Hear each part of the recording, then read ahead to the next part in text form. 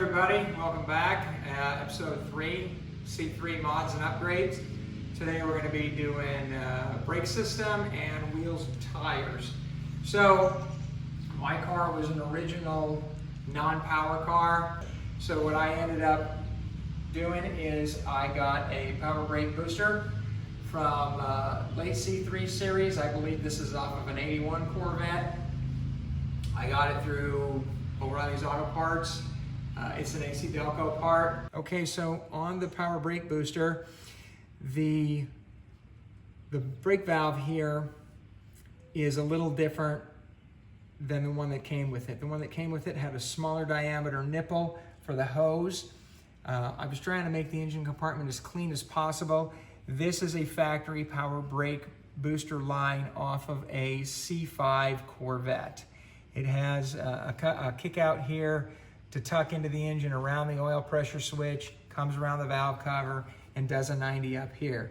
It did not fit the factory brake booster valve, so I found a brake booster valve with the proper size nipple and got everything in place, and it works perfect.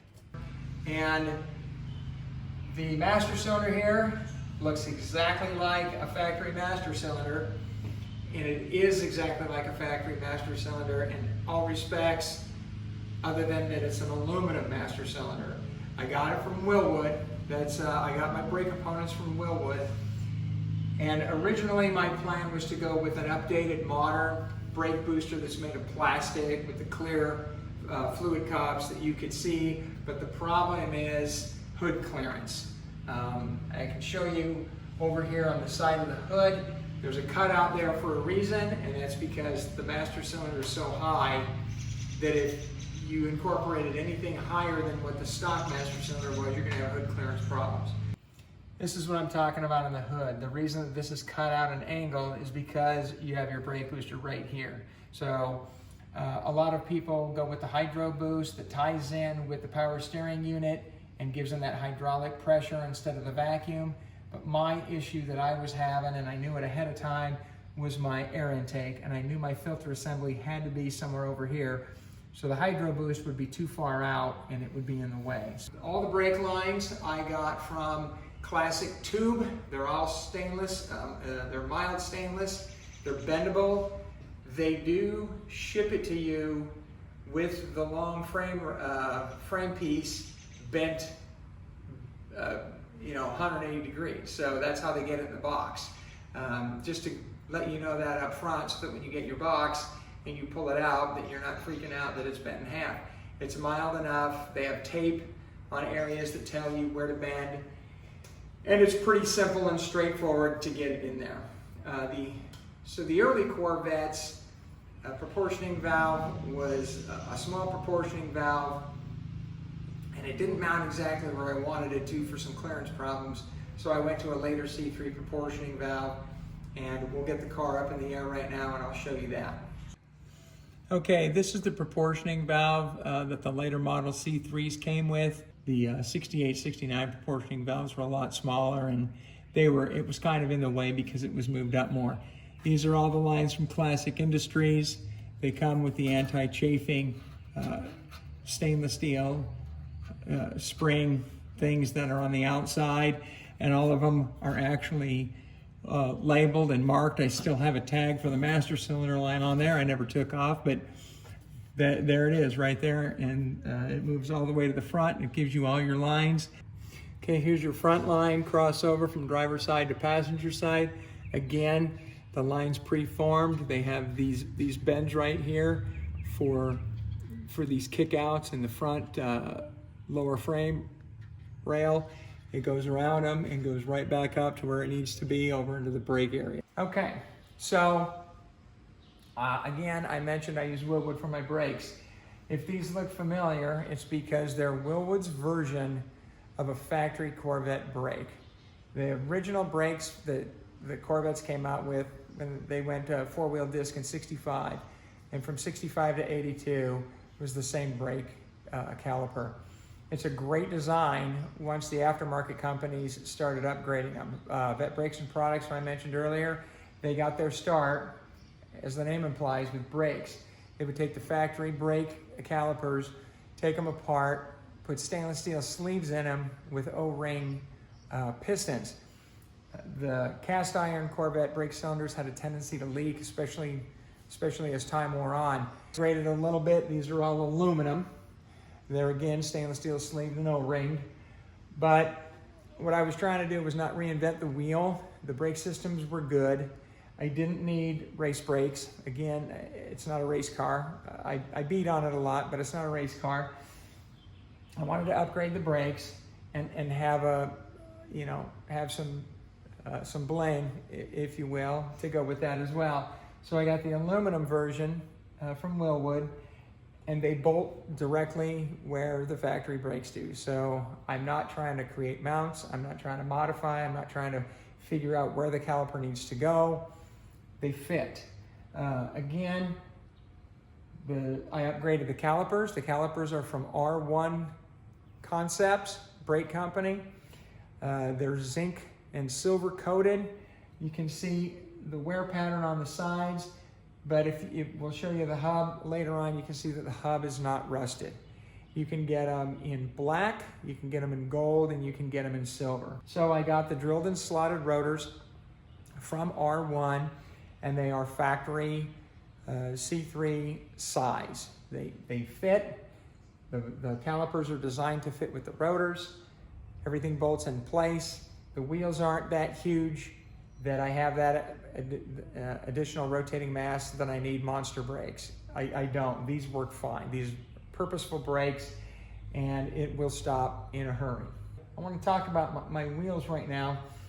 It's a company called Intro, a wonderful company. I can't say enough about them. They custom cut these wheels for me. It's a pattern that they have. The company designs the inserts, and then they farm out the hoops. So you tell them what you want, you tell them the back spacing, you tell them the size. They'll cut the hoops they'll cut the face for you. They'll get them out, and you can get them polished. They have paint options. Some people get these inserts painted different colors. So they have the option of the screws and the rivets to give you a 2-piece or a 3-piece look. That's not my thing, but they do have that option. One of the things about the company is when they sent these to me, the company that cut the hoops and welded the inserts in, the inside of the rim was not smooth cut. It was rough cut on a lathe, and it was grooved so bad, we literally could not get the tire down the rest of the way on the hoop to get the tires mounted. It just physically was impossible. It was catching on the ridges. So I called the company and I talked to Shirley. She paid for all the shipping. I packed them up, I sent them back, they sent them back out. Not only did they cut the insides down, they polished the insides of the hoops. So when we got them back, we put the tire on and it slipped and fell down right in place. These are not cheap, but I've been working with Corvettes for a while, and a lot of my friends have been working for Corvettes for a while. So I knew the back spacing I needed for the rear, and I knew the back spacing I needed for the front, and it was easy for me to figure that out because I don't have to worry about aftermarket brake caliper clearance. I don't have to worry about oversized rotor clearance. Everything fits just like it would on a factory car back in '69. So the only thing that I needed to worry about was my depth. I showed you earlier in the suspension episode, I probably only have a 1/2 inch of clearance between the tire and the rear sway bar. So this is as big as I could go with the proper back spacing. Keep it under the fender well, nothing hits. We'll show you the front in a minute. It's really low, and even turn-to-turn lock, nothing hits. So great company, custom rims. Honestly, they're probably about $3,000. So can you get cheaper rims? Yeah, but this is what I wanted.